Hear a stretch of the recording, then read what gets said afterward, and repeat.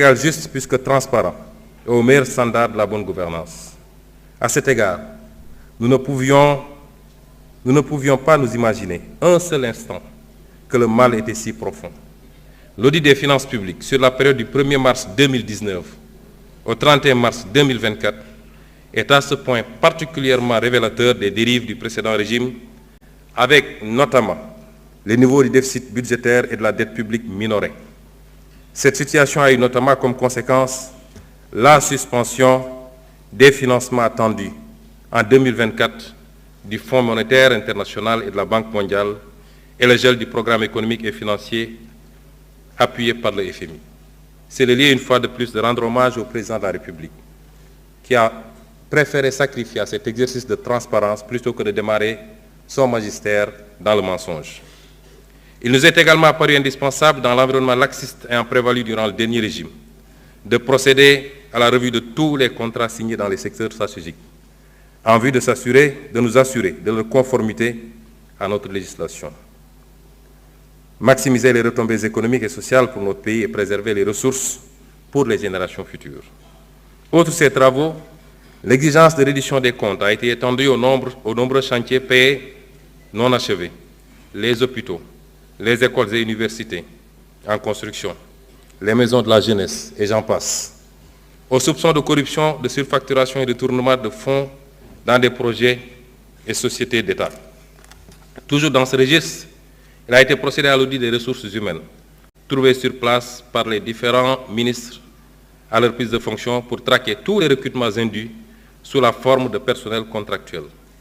Pour donner une idée de l'ampleur des pratiques du régime précédent, le ministère en charge de la fonction publique a recensé environ 29 000 contractuels recrutés en marge de la réglementation en vigueur. De même, pour marquer une rupture nette dans le sens de la bonne gouvernance, le président de la République, le Premier ministre et l'ensemble des membres du gouvernement ont procédé à la déclaration de leur patrimoine dans les délais fixés.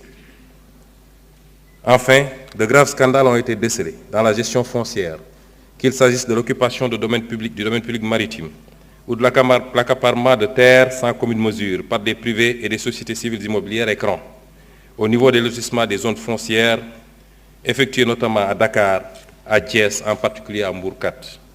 De manière plus grave et répréhensible, il est à noter de la prévarication et de la privatisation du patrimoine foncier et bâti de l'État.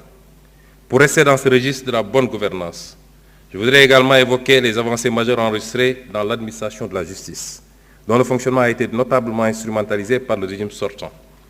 Une des réalisations majeures dans ce domaine au cours des 8 derniers mois a été l'organisation des assises de la justice avec la participation inclusive des citoyens. Les autres réalisations ou initiatives lancées ont trait à la protection des lanceurs d'alerte, la modernisation de l'administration pénitentiaire et la prise en charge judiciaire des dossiers des victimes de la période préélectorale. À cet effet, en plus de l'inscription budgétaire de crédits destinés aux victimes, il sera proposé à votre auguste Assemblée, dans les semaines à venir, un projet de loi rapportant la loi d'amnistie votée le 6 mars 2024 par la précédente législature. Pour que toute la lumière soit enfin faite et les responsabilités établies de quelque bord qu'elles se situent. Il ne s'agit pas ici de chasse aux sorcières, encore moins de vengeance, car aucun sentiment de revanche ne nous anime. Loin de là, il s'agit simplement de justice, pilier sans lequel aucune paix sociale ne peut être garantie. Monsieur le Président de l'Assemblée nationale, honorables députés, la vision d'un Sénégal souverain a été prise en charge dès la formation du gouvernement, avec notamment l'exigence de défendre en tout premier lieu les intérêts du Sénégal et de ne plus jamais nous laisser dicter notre conduite dans la gestion des affaires publiques et la défense du citoyen sénégalais. Il en est pour preuve les positions ouvertement affichées par M. le Président de la République dans les instances internationales, que ce soit à la tribune des Nations Unies, au Forum mondial pour la souveraineté et l'innovation vaccinale, au sommet des Jeux olympiques du développement durable, aux réunions de l'Organisation de la coopération islamique. Nous militons pour un rééquilibrage de la gouvernance mondiale et le respect des valeurs universelles de paix et de droits de l'homme, en particulier la fin du génocide à Gaza et la reconnaissance des droits inaliénables du peuple palestinien.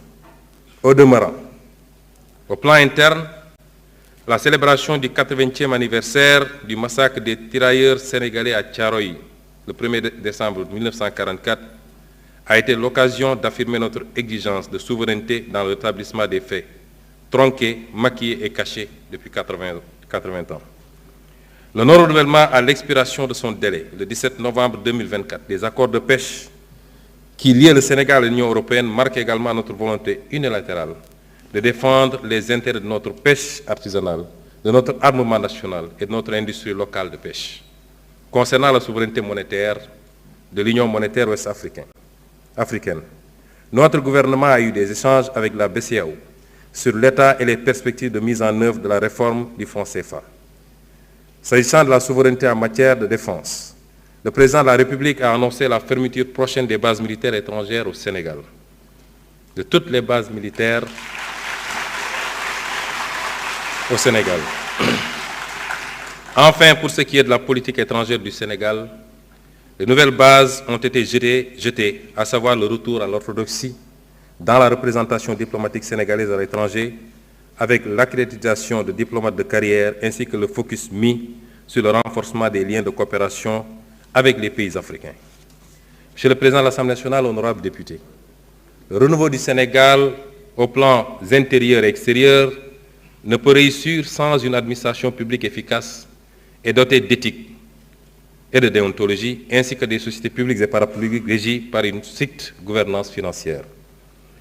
Cela a été martelé par le Président de la République et suivi d'action. À l'issue du premier Conseil des ministres, avec sa lettre du 8 avril 2024, transmise individuellement à chaque agent de l'État pour les inviter à la droiture, la probité et l'exemplarité, toujours au travers des principes du Djubal et du Djubbanti. Nous avons écouté et compris, Monsieur le Président de l'Assemblée nationale, honorables députés, la demande citoyenne pour une meilleure gouvernance du pays. Mais nous avons également accordé une priorité au cours des 8 derniers mois à la demande sociale des Sénégalais qui veulent une meilleure qualité de vie.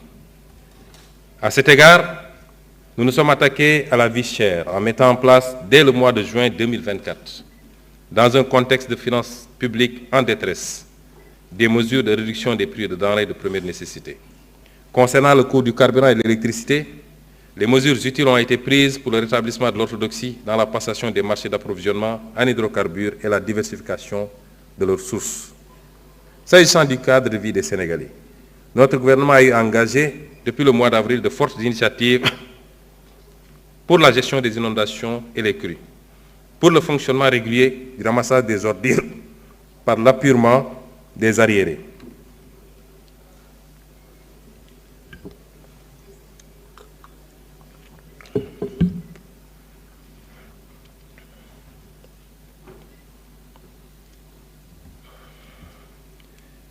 Pour le fonctionnement régulier du ramassage des ordures par l'appurement des arriérés de paiement dus par la SONAGED aux concessionnaires et pour l'organisation mensuelle d'une journée Setal Suñu Réew, s'agissant en particulier de la gestion des inondations et des crues.